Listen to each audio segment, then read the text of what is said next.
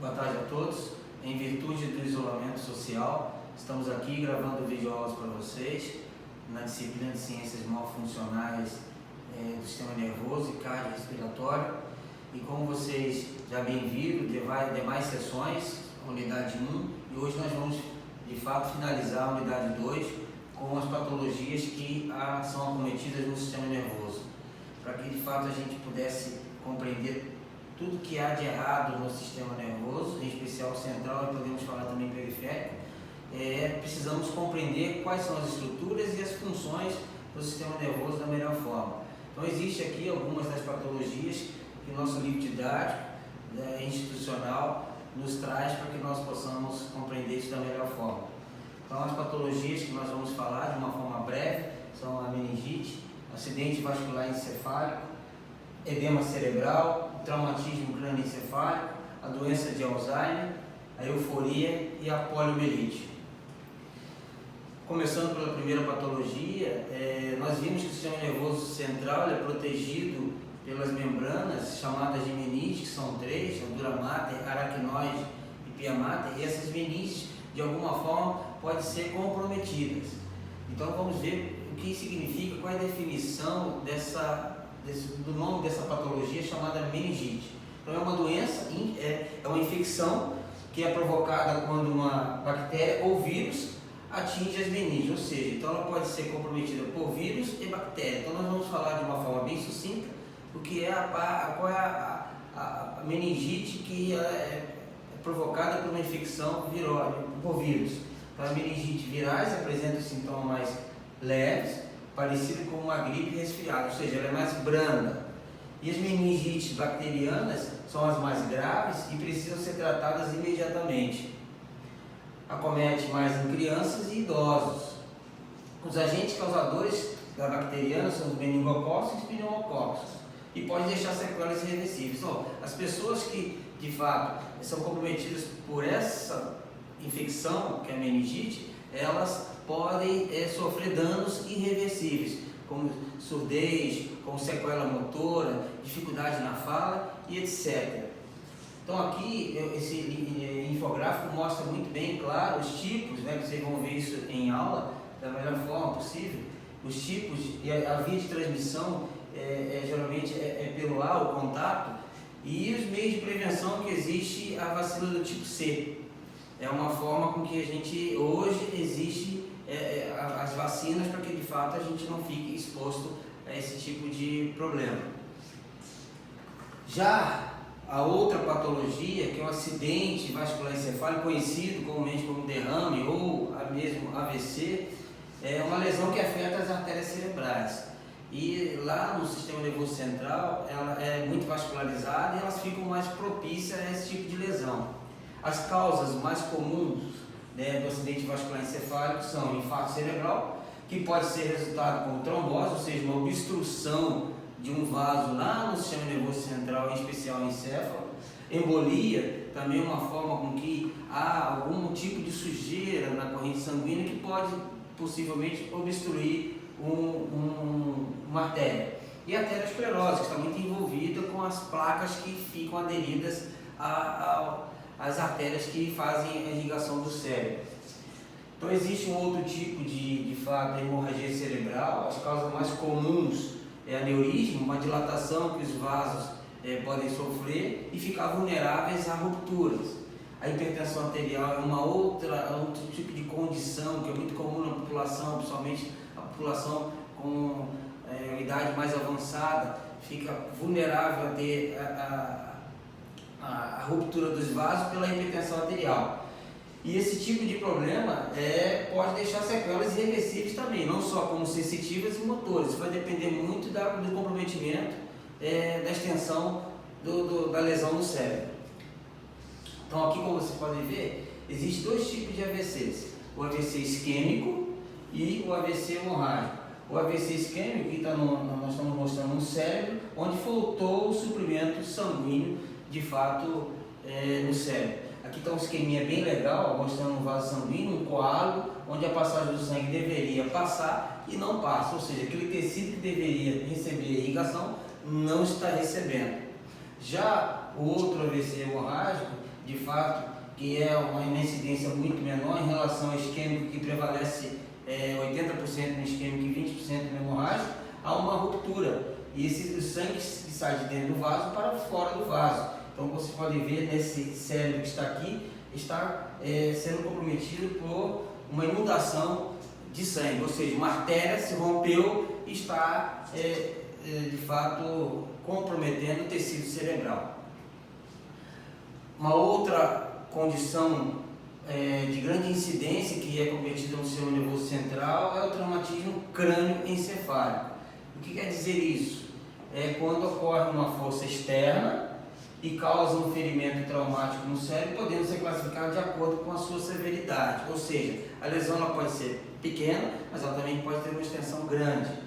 O traumatismo pode levar a uma série de efeitos físicos, cognitivos, sociais, emocionais e comportamentais. Vai depender da extensão da lesão. Então, como você pode ver, o indivíduo aqui num corte sagital, houve um traumatismo crânioencefálico no osso parietal e a região aqui do lobo parietal está de fato comprometida. Houve fratura no crânio e a ruptura de vaso fez com que houvesse uma lesão no tecido. O edema cerebral é uma outra condição no sistema nervoso central, onde há um aumento de determinada região no cérebro. Aumento de quê? De líquido, que é resultado de um aumento de líquido dentro entre as células, levando ao aumento da pressão intracraniana. Ou seja, esse líquido que fica entre as células ele fica aumentado e compromete o tecido nervoso, levando a um aumento da pressão intracraniana, que comumente a gente, da linguagem técnica, chamamos de PIC, pressão intracraniana aumentada. As causas mais comuns são tumores, são abscessos, meningites, encefalites e hipóxia. Ou seja, o edema cerebral, como que a gente pode falar da melhor forma para vocês? É uma doença, é um comprometimento no tecido, sendo secundário a uma lesão primária, como nós acabamos de falar, ou seja, tumores, abscessos, meningites, encefalites e hipóxia.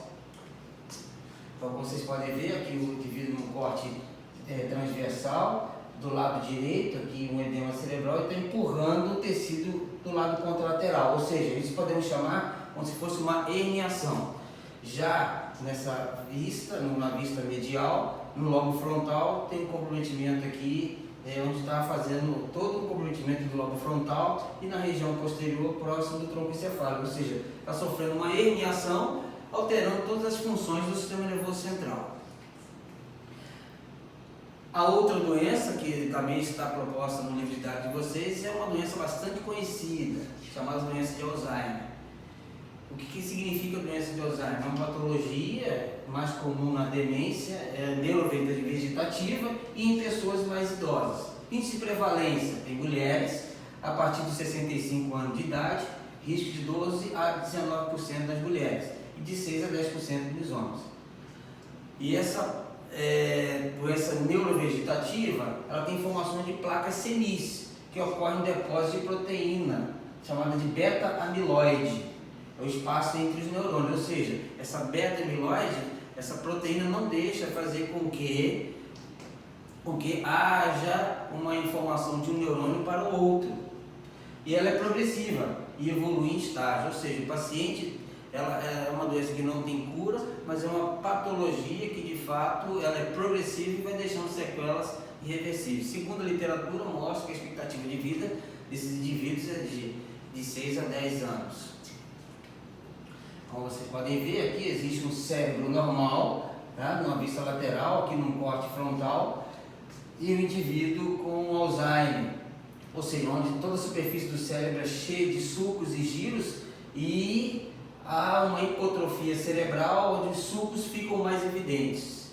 Por isso a gente observa que há uma diferença bastante significativa no cérebro do indivíduo com Alzheimer. Isso é possível ver também em ressonância magnética e tomografia.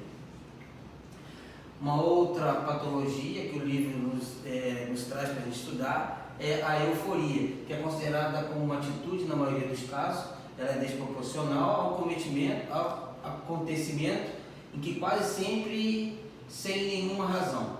Existe uma hiperatividade cerebral de origem imprecisa. As oscilações bruscas entre os dois extremos podem levar ao diagnóstico de transtorno bipolar do humor. Segundo especialista, a doença é uma doença genética influenciada por situações de estresse. Ou seja, o indivíduo está muito eufórico. O que a literatura traz? O indivíduo ele tem um comportamento onde ele tem gastos abusivos de dinheiro, não consegue se controlar. O indivíduo que está muito alegre, uma hora está triste, ou seja, tem oscilações de humor. E traz a literatura chamada de euforia, ele está sempre em hiperatividade, muito agitado. Então, como vocês podem ver, a euforia está muito relacionada a indivíduos que possuem depressões, ou seja, extremos de humor. Uma hora ele está muito alegre e uma hora ele está muito triste. E por fim, nós temos a poliomielite, também chamada de paralisia infantil. É uma doença contagiosa aguda que pode infectar principalmente as crianças por via fecal e oral.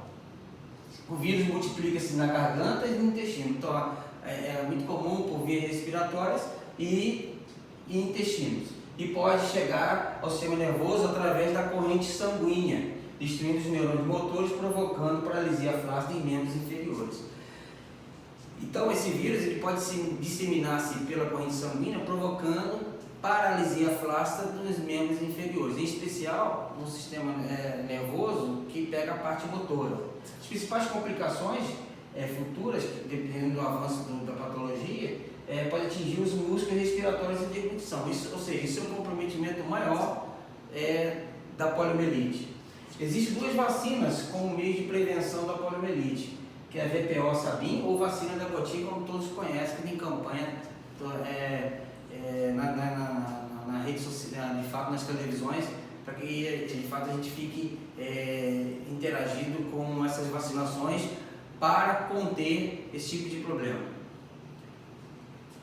Então aqui está mostrando um infográfico, para vocês é a paralisia infantil, aqui mostrando o Zé Gotinha, de fato, que faz a campanha da vacinação, mostrando a causa, pegando a parte superior do sistema nervoso central e a parte mais inferior, onde o neurônio motor é comprometido, e o diagnóstico e a perda de força que a gente precisa estar sabendo onde esse tecido ele é nervoso, ele é exato. Muito obrigado a todos e boa aula.